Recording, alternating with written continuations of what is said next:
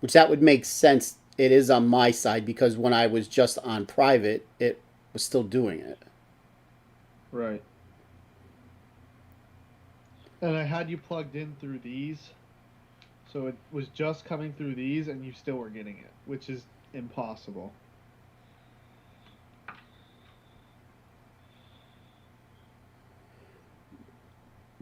All right. Um, so we're gonna. You and I are both gonna count to 20. You Okay. are. You are gonna go one. I'm gonna go one. You're gonna go two. I'm gonna go two. Okay. Just wait till I say go. Okay.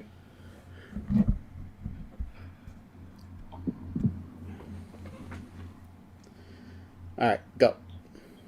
One, One, two, two, three, three, four, four, five, five, six, six, seven, 7, eight, 8, nine, 9, 10, 10, 11, 11, 12, 12, 13, 13, 14, 14, 15, 15, 16, 16, 17, 17, 18, 18, 19, 19, 20. 20.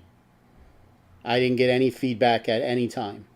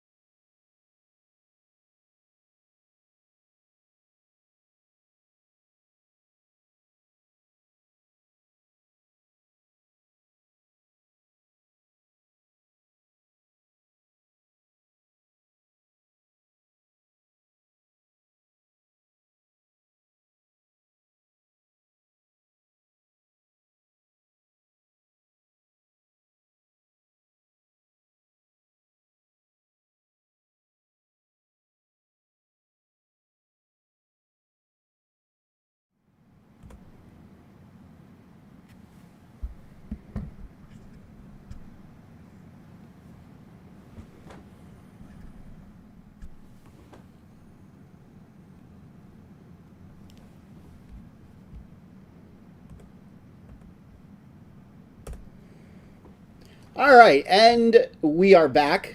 Think I figured out what was going on. It's we either got into some stupid feedback loop that I had to restart the whole system, or it's possible somebody left up the YouTube page on their internet that we used to send out the link. We won't say what dumbass possibly did that. Wasn't me, because you're telling me I have feedback when I'm muted. I was using headphones. That's off. That's impossible. I have a feeling it was more you. Something with you. Well, I have the ability, ladies and gentlemen, to go private on the feed where only I could see it. As if you're watching it now, I have the ability to do where only I could see it, and the feedback loop was still there. So it couldn't have been on his end. It was either the whole system needed to be reset, or somebody left the link page up. So, take two. Idiot. All right, so let's pick up at the beginning again. Because now I hear you. Yes. And this whole thing now got me completely discombobulated, so I gotta clear my mind for a second. So, welcome to Phatts TV on this Tuesday night, November the 17th, 2020. By the way, happy birthday to my nephew, your cousin, Josh. Turns the big 30 today. My oldest non-genetically proven nephew. Why is he non-genetically proven? Because he thinks the greatest sports movie ever made was Space Jam. Okay, that's a good movie, but it's not the greatest sports movie ever. I liked that movie when I was 12. It begins and ends with Miracle. That's where the discussion begins. That's where the discussion ends. Especially if you were old enough to be alive when what happened in the movie actually occurred. To know what the political ramifications, what was going on with the country back then. So. Okay, there's another good one I could think of. Well, good. You think of it. It's called Facing the Giants. That's a pretty good one. It's called Hoosiers. Hoosiers. Remember the Titans. Those are other good ones.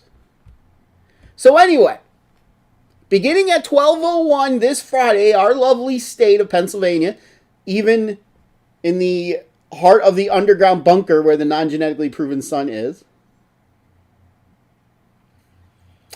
it affects him too. So I will reread it. By order issued November 17, 2020, the Wolf administration is requiring that travelers entering Pennsylvania from other countries and states, as well as Pennsylvanians who are returning home from other countries or states, have a negative COVID test within 72 hours prior to entering the Commonwealth or quarantine for 14 days upon entry into Pennsylvania. Order goes into effect 12:01 Friday, November 20th, and will be in effect until further notice. This is a requirement.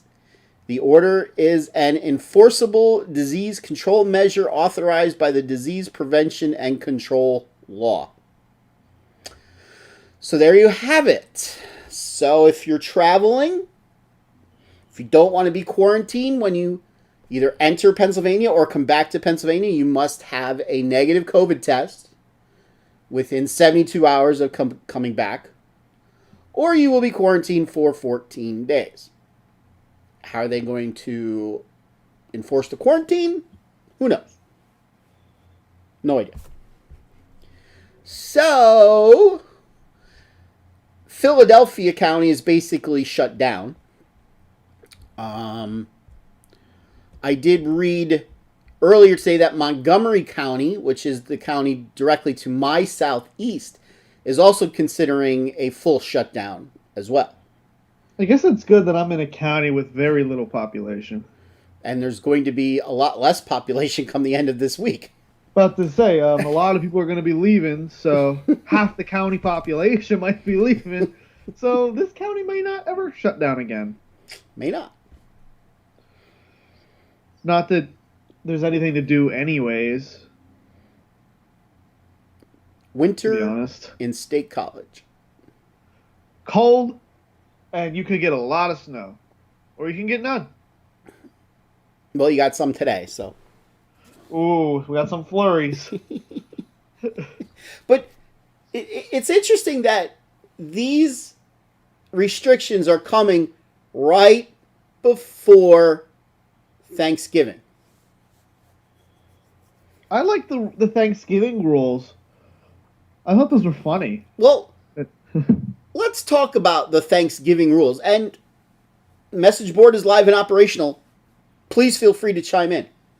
So some states are enforceably limiting the amount of people that they're allowing you to have in your house, and they're also saying it can only be family. You can only have it for a certain period of time. You have to eat, separated from each other. You can only have it for 2.5 hours. There's no singing, no chanting. You can't have an orgy, I guess. I don't know. You had to wear a mask unless you were eating. You could only serve out of one bowl. Yes. It's So, weird. I'm not going to mention any names, but there's certain family members of mine, and potentially yours, who probably are not regular watchers of this show, that are in favor of these restrictions. Like I said, not going to name names.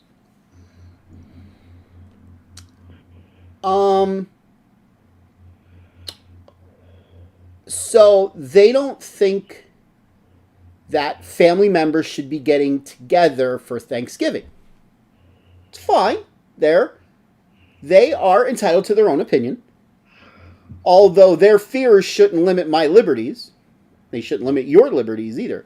But I want to bring something up to these family members of mine, just in case if they do catch this at some point. Let me go back about 6 years. My mother passed away because of cancer.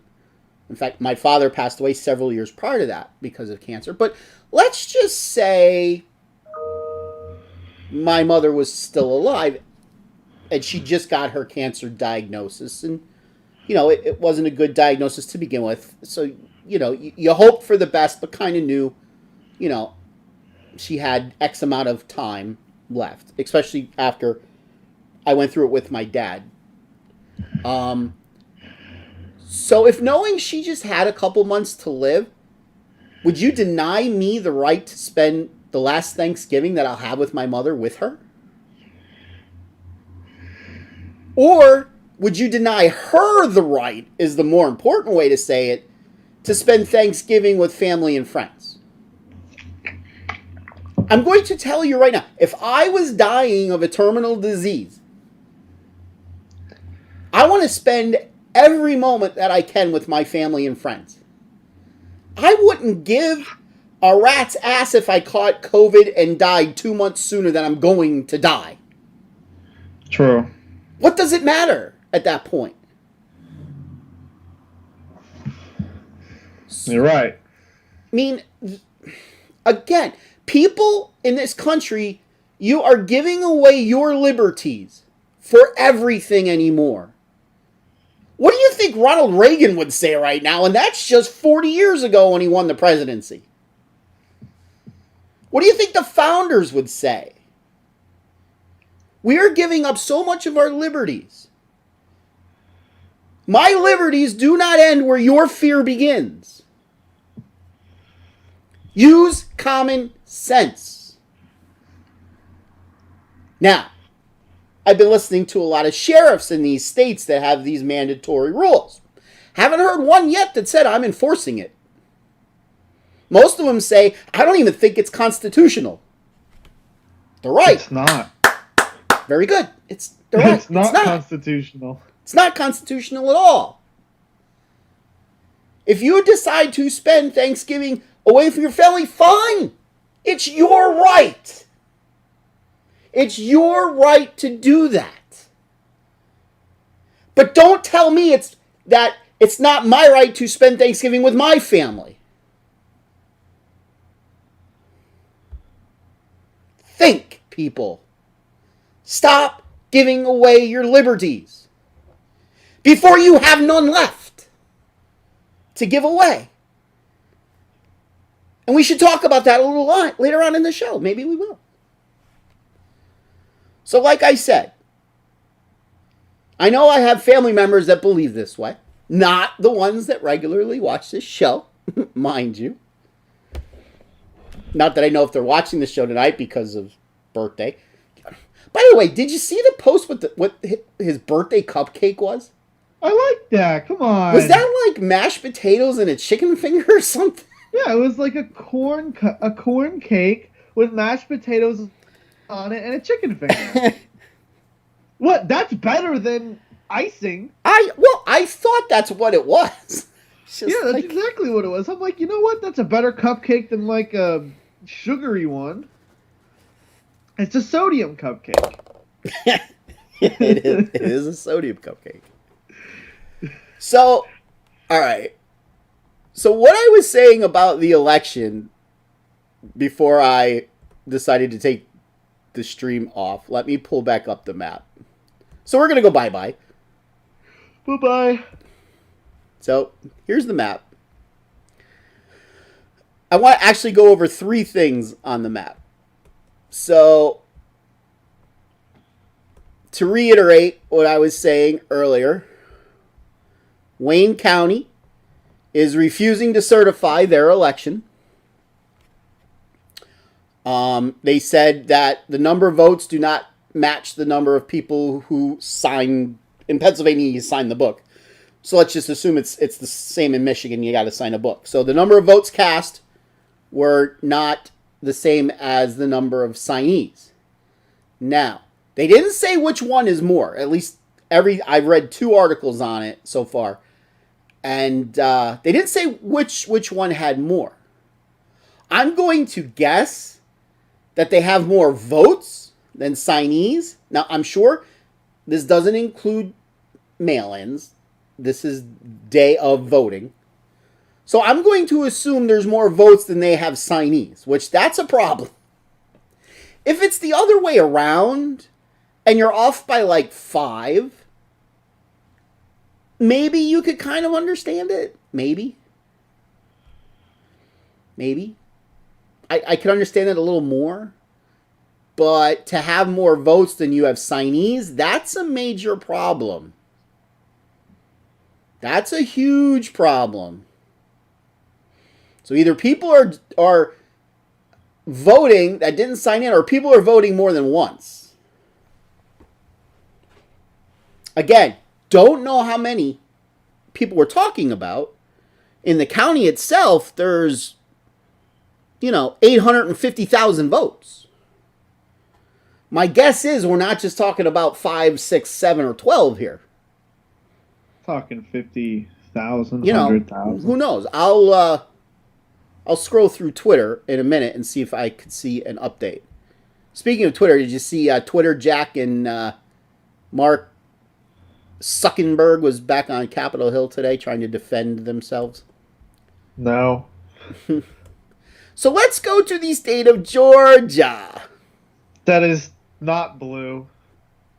You can argue with me all day. It's not blue. So yesterday, there was a county in Georgia, and I didn't have time to find it on the map, I'm sorry. A Republican county, though, that found 2,600 votes that hadn't been counted. That somebody didn't turn in a memory stick or something like that. Because again, they had, in this case, they had more signatures than they had votes by 20 some odd hundred. Well, just this afternoon, did it happen again in a different county? This time it was 2,555 votes or something like that. So Joe Biden, who won the county by what, 13,000 votes, 13,500 votes? Well, now all of a sudden he's only won it by like 12,200 votes. You got a lot of counties in Georgia. There's a lot of counties in Georgia. You got a lot of counties in Georgia. And those ones in Atlanta, I would beg to differ that they're reporting wrong. Let's go up to this wonderful state. Oh, yeah. But wonderful state. Because, Allentown goes blue, right? And Monroe, right? So, our lovely state Supreme Court ruled today in a 5-2 vote. And by the way, if we're going to split up Democrats and Republicans, if you want to split judges that way, there's 5 Democrats and 2 Republicans. So what do you know? The vote was 5-2 today. That Republican poll watchers in Philadelphia County were not, how do I want to say this? It wasn't how their complaint was basically thrown out. They were saying, the poll watchers were saying, we weren't allowed within 40 feet of the votes. We had to use binoculars to look at the votes, and how could you poll watch by looking through binoculars and all that stuff? And the state Supreme Court said, yeah, we don't have a problem with that. Yeah, okay. That's gonna end well. Yeah, we don't have a problem with that. So you kind of got to figure where that's going next. The Supreme Court. Now,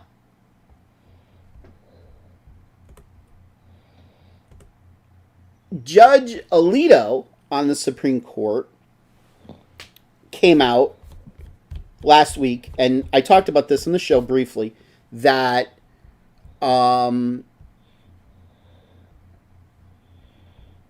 that Pennsylvania had to keep separate their votes that came into the county election boards before 8 p.m. on election night and after 8 p.m. on election night. Now, the Secretary of State's office, she's a Democrat. I think it's a she.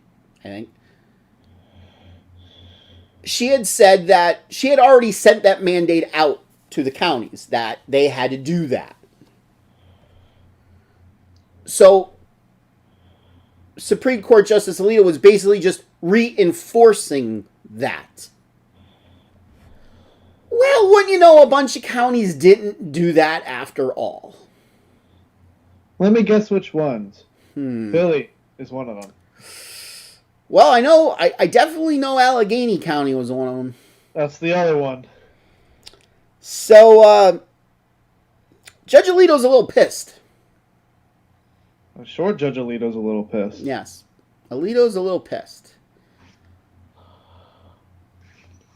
I am going to say again that the state Supreme Court, again, going back to all the way in September shows that we did, when they said that they were going to allow 3 extra days to allow ballots to come in, that was unconstitutional. They cannot override the election law.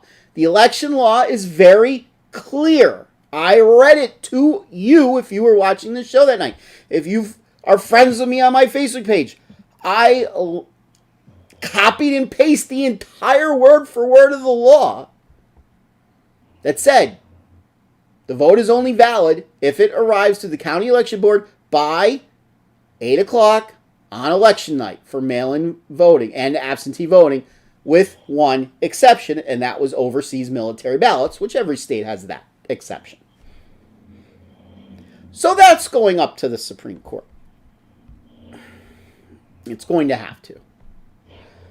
Now, here's the problem, though. And let me go back to the map.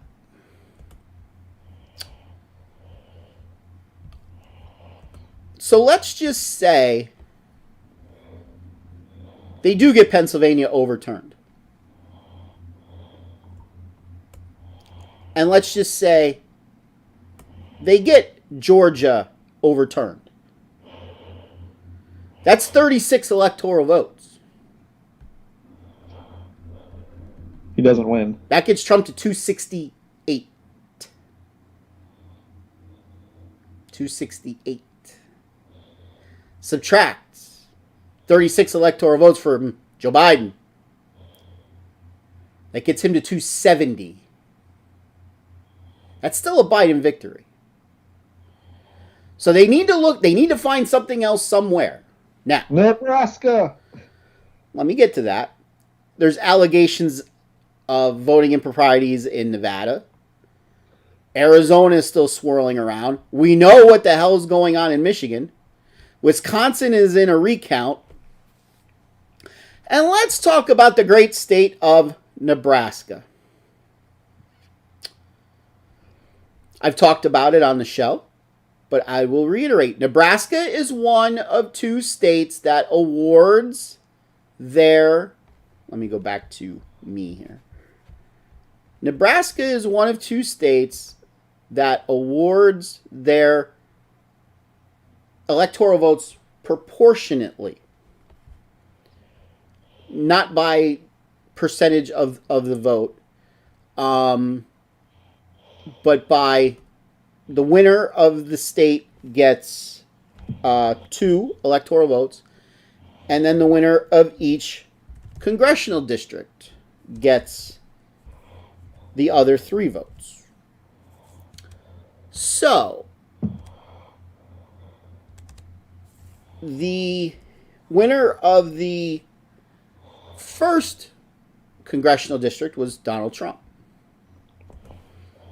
The winner of the third congressional district was Donald Trump. The winner of the second congressional district was Joe Biden. So Joe Biden picked up 1 of Nebraska's 5 electoral votes. So, I want to show you something interesting. Again, let's go to here. So this is the Nebraska Secretary of State's page with the election results. So, I want to show you something that I find very interesting. Screen might be a little small for you guys. I apologize. So I will read this. This is here where I'm making the circle, the second congressional district. Joe Biden got 175,000 votes to Trump's 152,000. So Joe Biden won it by 23,000 votes. Okay. Let's just accept that to be true for a moment. So out of the... And we won't... let's take Joe Jurgensen in there too. So let me write this down. So 152K for the man. 175K for the child sniffer. And 7K for Joe J. Now let's look at the results of the congressional district race. Look at here. The Republican Donald Bacon won with 170,000 votes. The Democrat got 155,000 votes. The Libertarian got 10,000 votes. So for Congress, there was 335,000 votes. For president, there was 334,000 votes. So with rounding, we're at about the same. But it's interesting that they almost flipped. Trump got 152,000. The Democrat congressional candidate, let me come back to me now. So Trump got 152,000. The Democrat congressional candidate got 55,000. The child sniffer got 175,000. The Republican candidate got 170,000. So you're telling me that there was that much ticket splitting that went on in the 2nd Congressional District? Maybe. Maybe. It's possible. Impossible. It's possible. Anything is possible. I can tell you right now, it'll take me a little while to find it, but Trump won that district semi-comfortably 4 years ago. If he were to win that district and Pennsylvania and Georgia get overturned, then we have a 269-269 tie. Then it goes to the House of Representatives. And I've explained ad nauseum what happens if it goes to the House of Representatives. Each state gets 1 vote.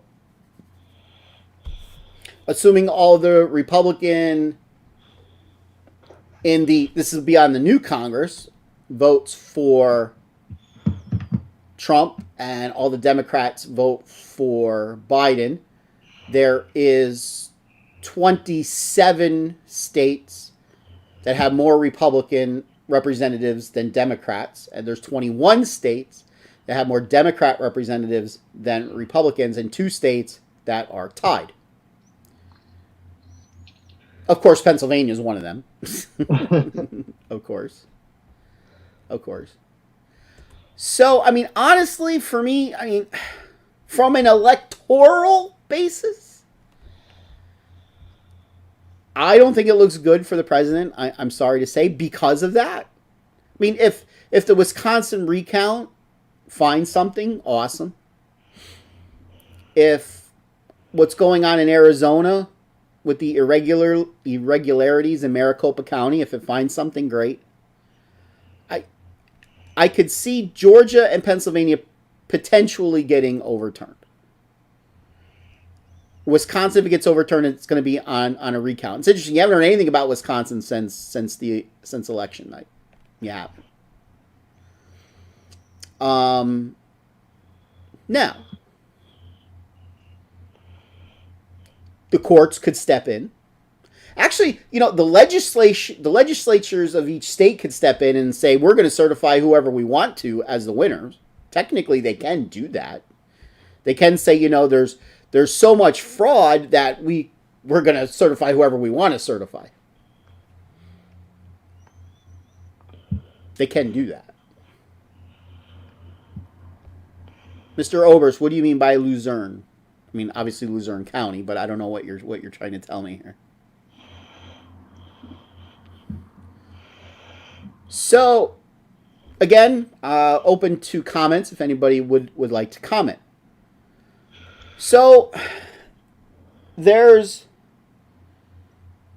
potentially 5 people that could save this republic. 5. Obi-Wan, Luke Skywalker, Han Solo, Princess Leia, Chewbacca, or Yoda, or whomever. Yoda.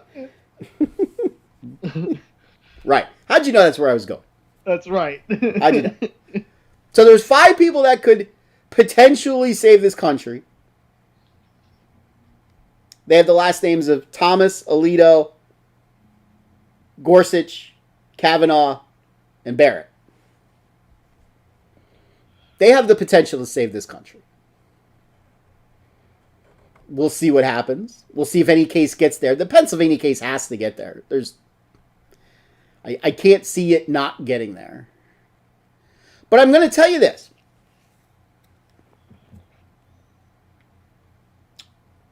And then I want to show you one other thing about the election. If Biden takes the oath, first of all, my name right now is not just P.A. Phatts. It's President-elect P.A. Phatts. I mean, anybody could declare themselves president. So, but I'm going to tell you this. If Joe Biden takes the oath of office, speaking of the Star Wars reference, Donald Trump will become stronger outside the presidency. As much as people don't think he's been muzzled, the presidency kind of keeps you muzzled. Think, as the head of a broadcasting conglomerate, what he could do. Think of the legions of people he could command. Think about that. So all's not lost, even if Joe Biden becomes president. Now, I do want to talk about one other thing with the election. Now, let's go back to the map again. It's another thing that makes you go, This is the current makeup of the U.S. House of Representatives.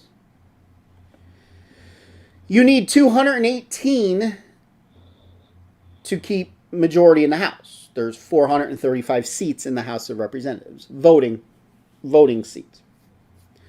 So Democrats right now are right at that 218 mark. Republicans are at 204, and there's 13 remaining seats that the race still hasn't been called. Although some of these that haven't been called yet are absolutely ridiculous. If you go to Long Island, New York, Lee Zeldin, Republican, is up by 23%. He's not going to lose.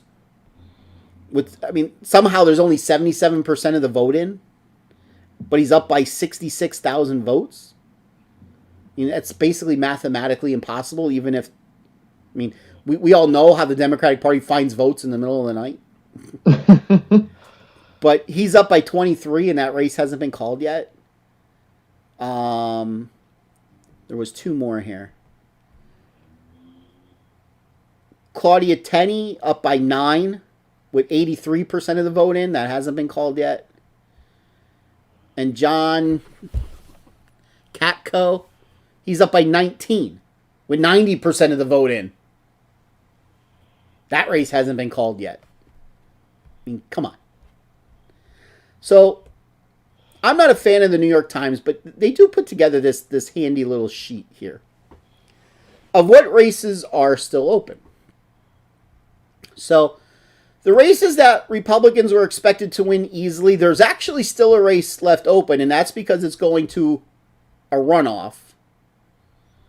Right here. It's in Louisiana District 5.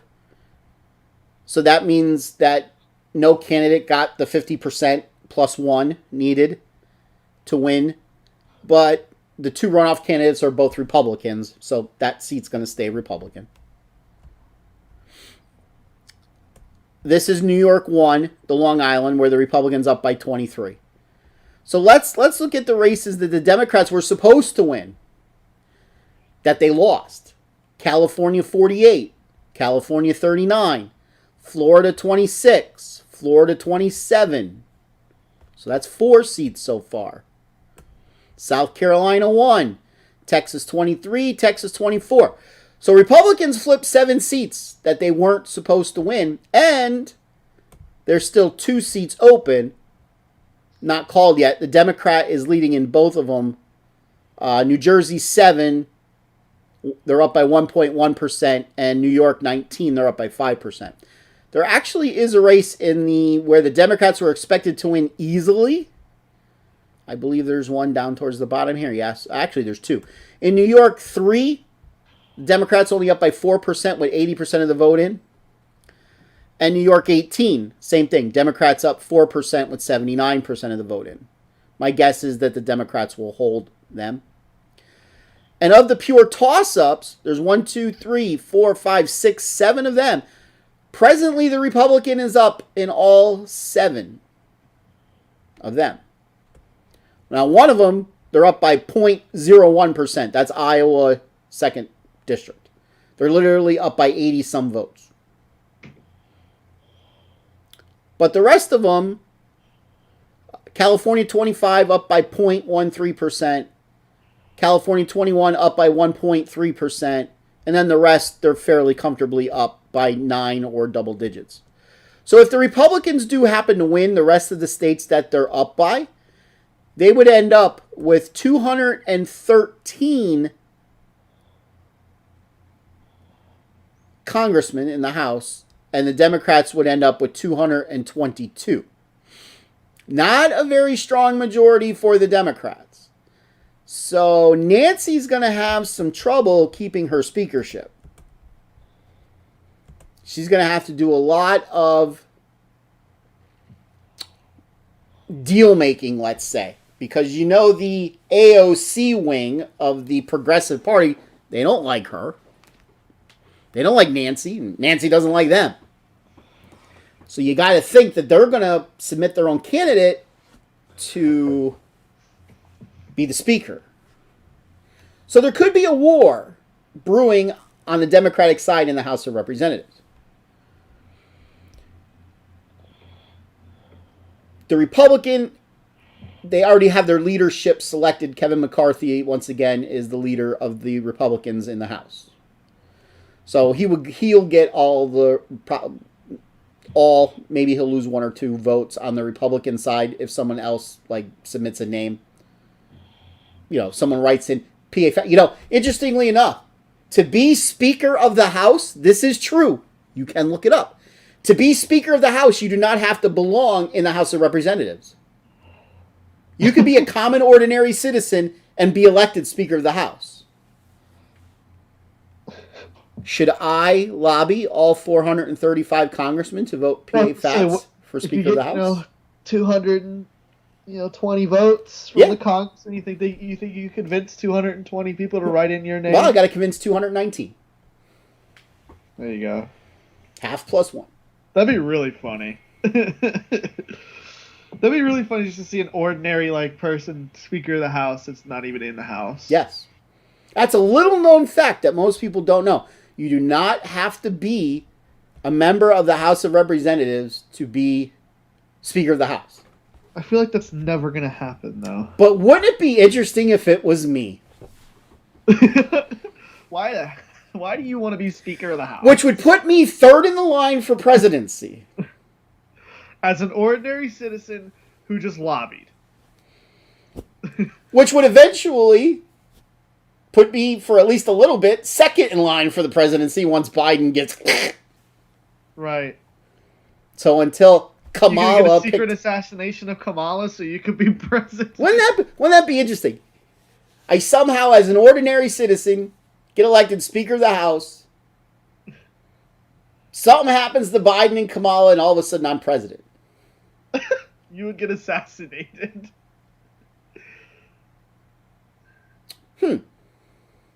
So here's what's going to happen. If President Trump does not take the oath of office on January 20th at 12 noon, I am taking the oath of office on January 20th at 12 noon. And I am going to have a speech. My acceptance speech. So be on the lookout for that. I'm actually going to put on a suit. Although my suit coat probably doesn't fit, so it'll probably just be a shirt and tie. Big red tie like Trump? Big red tie?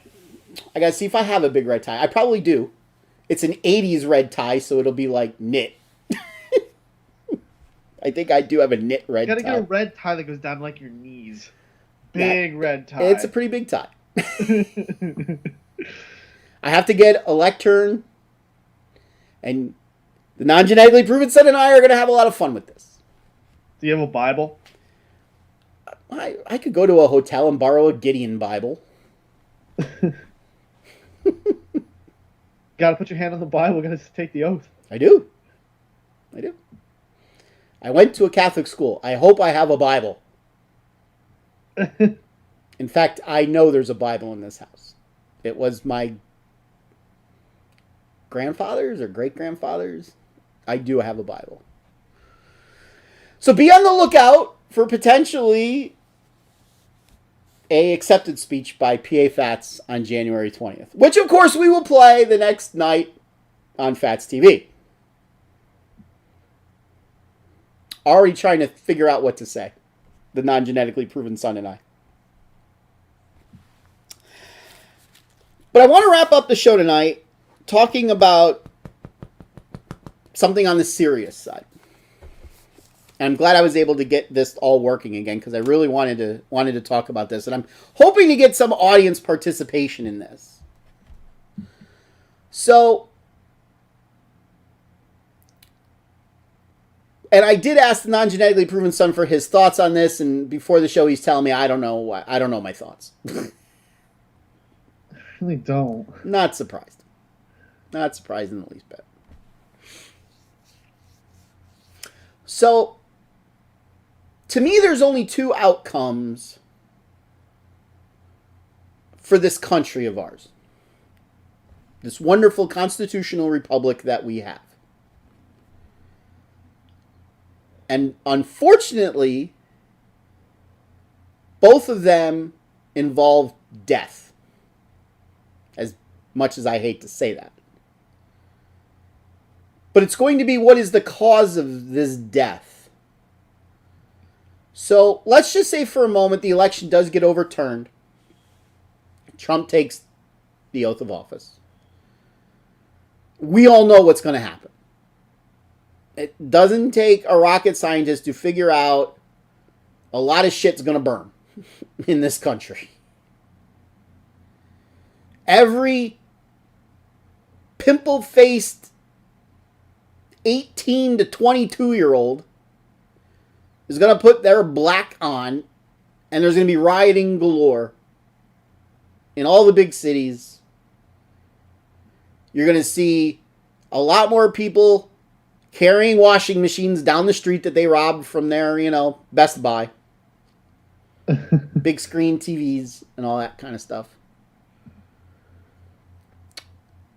But let's just say that doesn't happen, where the election doesn't get overturned. And Joe Biden takes the oath of office. Is there going to be rioting? Is there going to be looting? Is there going to be pillaging and plundering by those on the right? No. No. That's not what the people on that side do.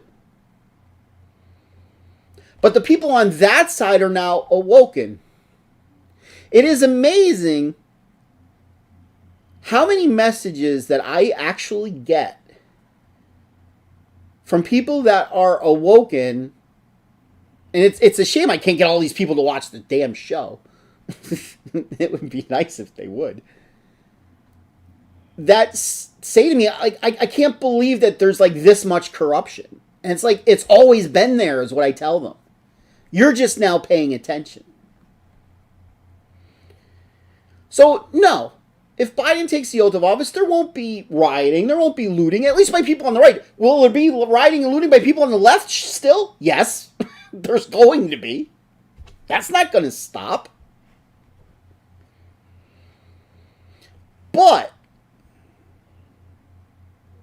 at the first sign of trouble, where the government wants to come after those on the right, let's say gun confiscation, something to that effect, then the shooting is going to start. So, that's the first death that I referred to earlier, is civil war.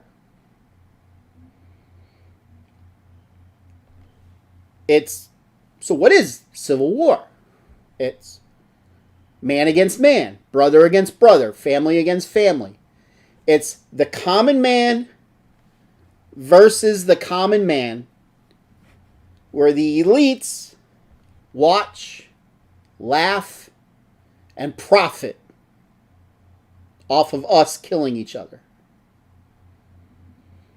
Like the elites do in every single war that there is. I don't know how many of you people realize this, but every single war fought from at least the turn of the 1900 on. The elites are on both sides of the war. They win no matter what, because they profit off of both sides. The elites are the puppet master of the common man. That's what people need to realize. The common man fighting the common man is what the elites want.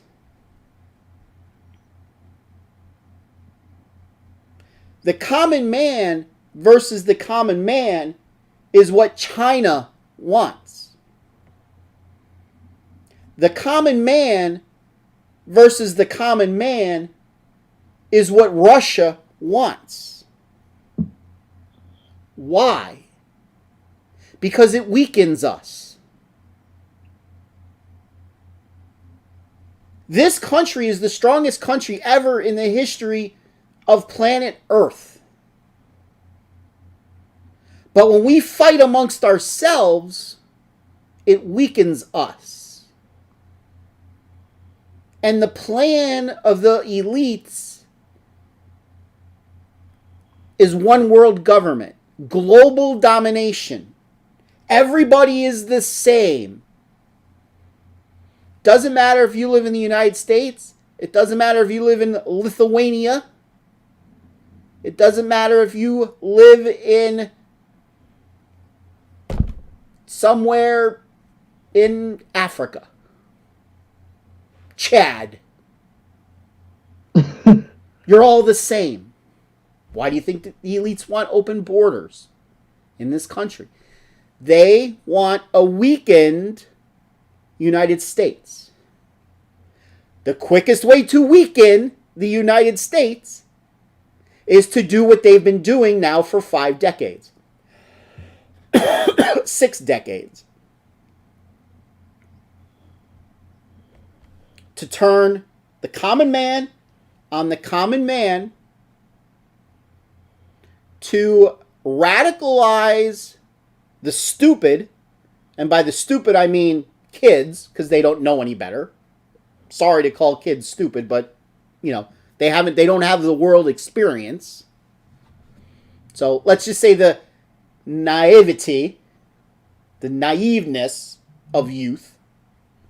That's probably a better way to say it. That the United States is bad.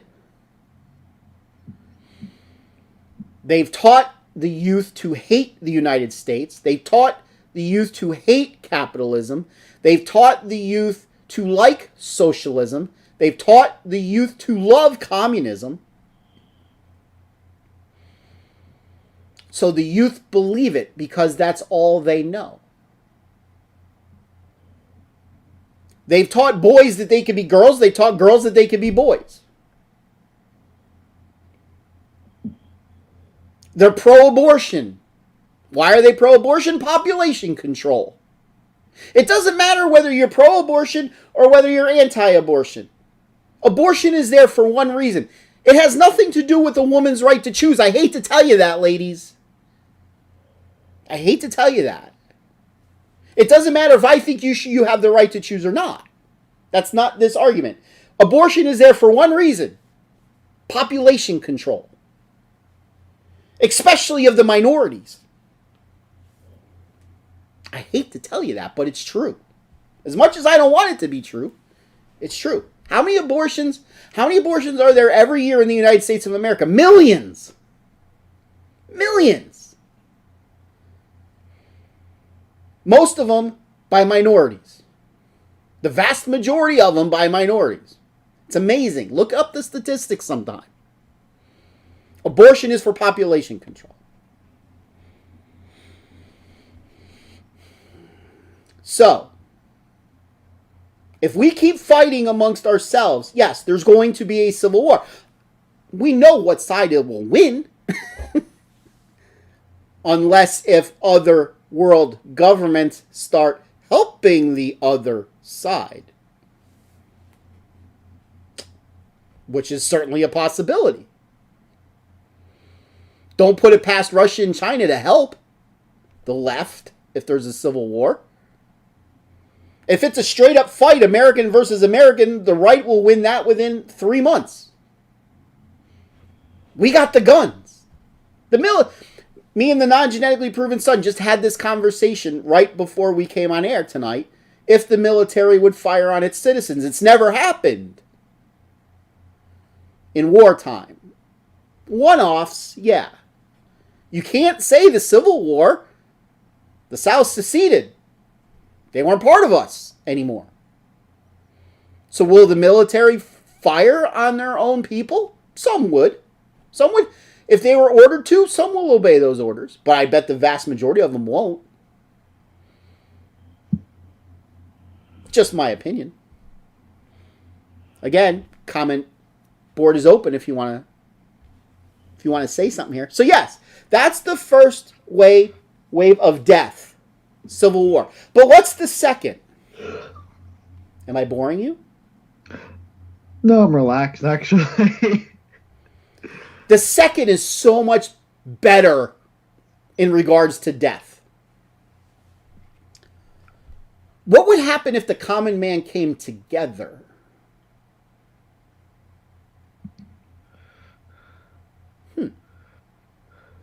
What would happen if we didn't listen to the elites anymore that split us into left and right?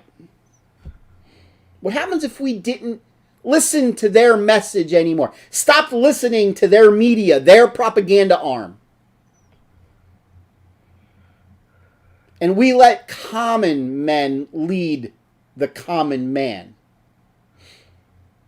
And we all come together, and instead of a civil war, we have a revolution.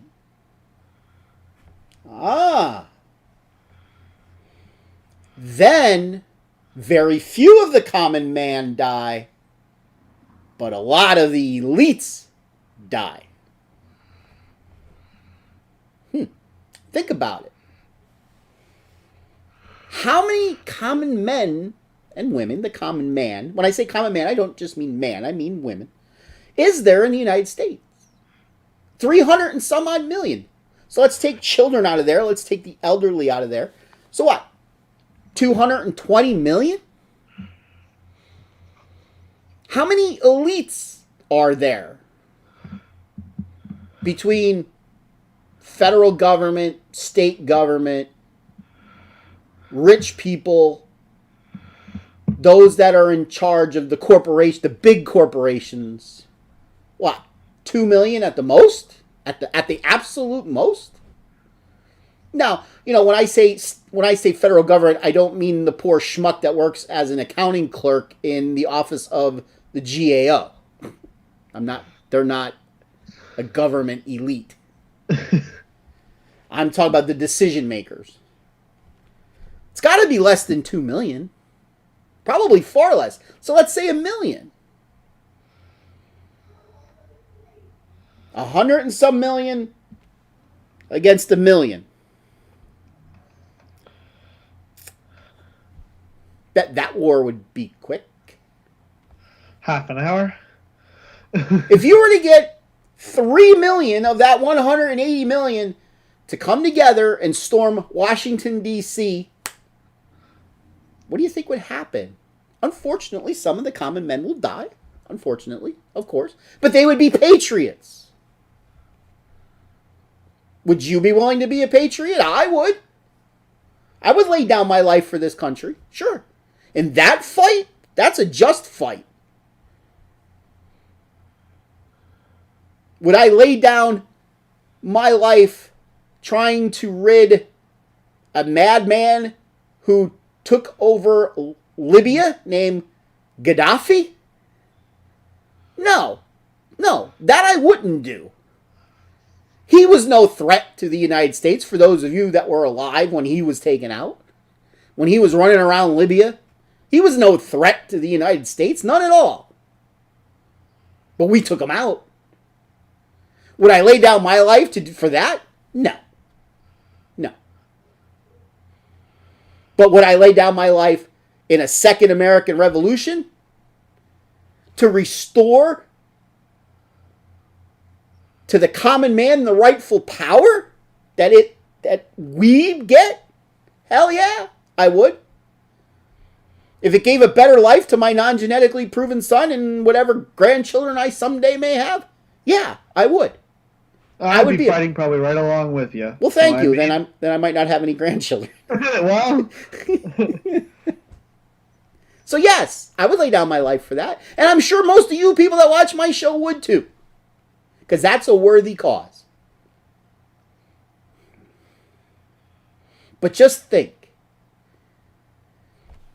If even 1% of the common man, if we all came together and just 1% of us stormed Washington, D.C., if we went, I like saying it this way, if we went all French Revolution on their ass. That's a way to say it. I've said that to a lot of people. They say, well, why don't you just say the American Revolution? No. Because the American Revolution, the original, we're going back to the, 1776. That was different. If you study the American Revolution and study the French Revolution, like I did, in college. They're a very different revolution. So wait. So that you got the French Revolution, and what you start 700 years before, but with the Visigoths, right? Yes. So we're gonna have to relate this to 1320 to the Second Great American Revolution. That's not quite where I'm going with this. 400 years before the first one. That's not quite where I'm going with this. Come on, that was supposed to be funny. But the whole French Revolution was because the common man was oppressed. King Louis lost his head. So did Marie. Literally. 1789. July 14th, if I remember my date correctly. When it started. Look that up. Make sure I have my date correctly, or else I sounded pretty stupid. When did King Louis die? No. Google July 14, 1789. July 14, 1789. The storming of Bastille. Thank you. French Revolution. The storming of Bastille. That is Bastille Day over in France. That's a cause worth fighting for. That's, unfortunately, the death that we need. We are the last best hope for the world. The world. If we surrender, the world is done for. The world is done for. You got that idiot across the border to our north, Trudeau, basically admitting that the elites want a global reset. You know who else spews that language? Prince Charles. He talks about a global reset. The whole idea of the European Union wasn't because of Hitler, as though they want you to think that way. Oh, if we're all together as one in the European Union, we won't have war. That was the line that they fed the Europeans for 35 years. Until it all came together. That wasn't the reason. It was control. What happened? Everybody lost their sovereignty over in Europe. They had one government in Brussels. Look what happened to poor Greece. They all had one currency. Right? The euro. When the economy couldn't support it, those countries got crushed because of this. Look what happened in Greece less than 6-7 years ago. They couldn't support the debt because the currency was too high. So, what did the rest of Europe do? Specifically, Germany? They bailed them out. But you better believe that bailout came with more conditions. And now basically, Greece kneels to their puppet masters up in Brussels for the rest of their lives because they're now owned. They're like the ugly stepchild of the European Union, unfortunately. Why do you think British people voted to get out 4.5 years ago? And they're still fighting to get out. They voted to get out. They had timelines that they had to meet to leave the European Union. And the people that didn't want them to leave fought and fought and fought and fought and fought. And they're still not out officially all the way. It's all about control. So something is coming. It's either going to be the battle of the common man versus the common man, which both sides lose because the elites win, or we're going to wake up and the fight is going to be the common man versus the elites. And that's a war that the common man is going to kick ass. And then the power will be returned to where it belongs, with us. Read your Constitution. That thing that the elites want to get rid of so badly. Why do they want to get rid of it? Go read it sometime. How many of you could actually say that you've read the entire Constitution? I can. I'm sure you have, yeah. I mean, surprised you haven't memorized it by this point. I mean, we all studied it in school, but I'm not talking about studying it in school. Yes, I studied the, all the amendments, all the articles, studied all that in school.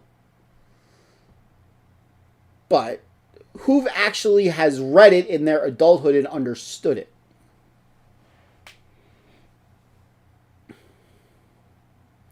So this is what's coming. One thing or the other is going to eventually happen. It's inevitable. I hope it's number 2. But I fear it's going to be number 1. And that's a war nobody wins. Except for the elites. The pawns lose. The king and the queens win. The choice is ours. Ours. Does anybody have anything to say? I would have loved a lot of participation in this. Would have loved it. We're going to have this conversation again. At some point. When we get more viewers.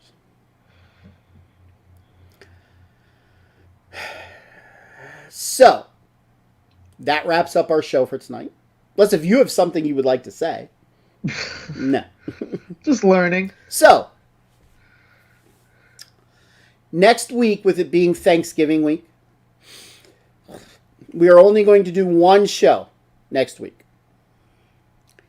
It's planned tentatively for Wednesday. So we're not going to do Tuesday, Thursday next week. We're going to do a Wednesday show. So we'll combine Tuesday and Thursday.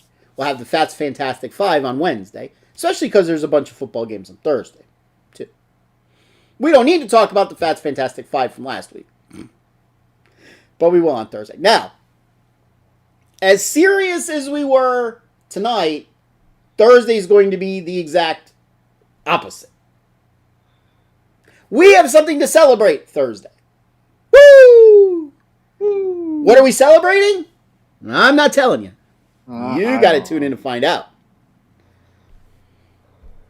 It actually took the non-genetically proven son a few minutes to figure it out. Don't deny it. It did. I was like, what do I... I was like, I was here for like 90 seconds. Like, oh! Yeah. So, We're going to have a lot of fun Thursday night. We might talk about another war on Thursday night. We're going to let the non-genetically proven son talk about this war. I got to get the notes out.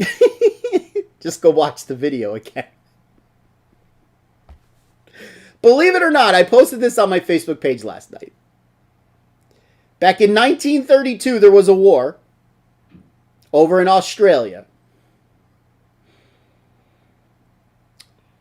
The opposing sides were the military on one side and a large number of emus on the other side. And I saw it. I guarantee I'm the only one on your wall that knew what it was. Yes. I immediately went to the video I've seen like 10 times and posted it. Yes. So. And you're like, of course there's a video on it. So. On Thursday, amongst our celebrating, the non-genetically proven son is going to talk about the Great Emu War of 1932.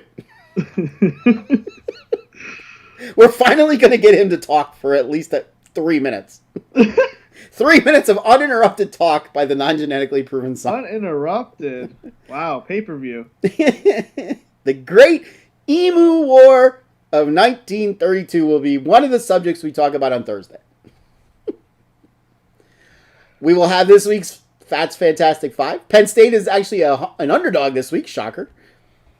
It took them 4 weeks. I mean, against Maryland, they were a 28.5-point favorite and lost outright by 14? Somewhere around there. Yeah. Like, oh my God. Yes. That's awful. So, tune in to the celebration starting Thursday at 7. God willing, the same thing doesn't happen this Thursday that happened last Thursday. We had a very short show last Thursday. Somebody had a attack of kidney stones that started like right as the show was starting. So that wasn't fun. How did that feel, by the way? It wasn't me. Hey, at least it wasn't January 1st. That's right. I spent January the 1st of this year in the hospital with kidney stones. I got my deductible of my insurance out of the way very quickly for the year. A lot of things have been free for the rest of the year for me. Other than these certain things that I have a 10% co-insurance on. So, by the way, what's your shirt say there? You dressed up nice for the show tonight. Huh? You dressed up nice for the show tonight. Thank you. What's your shirt? You want me to say? put on a collar shirt next show? You're reading your 8th grade reading shirt or something like that. No, it's a book. Book it for Krista. It's a 5K shirt. Oh yeah, that you got in 8th grade. No, I got this like sophomore year of high school. Very good. Very good. Very good. It's my relaxation. All right. Still nobody wants to comment on things. I'm very disappointed. Very disappointed in you guys. Very. All right. So until Thursday night, please remember to join us Thursday for the celebration. Of what? You got to wait to find out. So until then, until Thursday, have a safe and happy. It's going to be cold around here the next couple days. You'll still have your window open, I'm sure. I taught you how to live in the cold. Very good. So until then, always remember, where we go one, we go all. have a good one, ladies and gentlemen.